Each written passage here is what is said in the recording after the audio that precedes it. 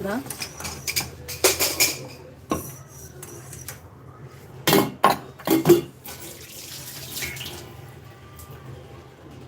तर या ठिकाणी आपण बिर्याणीचं लेअरिंग केलेलं आहे. आता याच्यावरती आपण एकच गोष्ट टाकायची आहे आणि ती म्हणजे तूप. याच्यावरती आपण तूप टाकून घेणार आहोत. पुदिना, कोथिंबीर जे काही गोष्टी आहेत त्या सगळ्या आपण याच्यावरती टाकलेल्या आहेत. भातामध्येच टाकलेल्या आहेत. हा थोडासा जो कांदा राहिला होता आपला फ्राय केलेला तो जस्ट आता टाकून घ्यायचा आहे.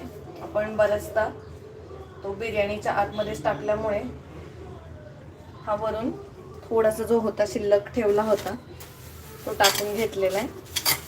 आता याला एक झाकण घालूया, तूप सोडूया, झाकण घालूया आणि एक वाफ काढून घेऊया. याच्यावरती मी टाकणार आहे तुपाचा चमचा.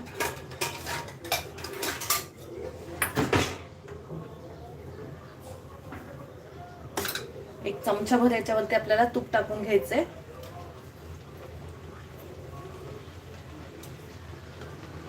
थोडं थोडं इथे, थोडं इथे, थोडं सगळीकडे थोडं थोडं थोडं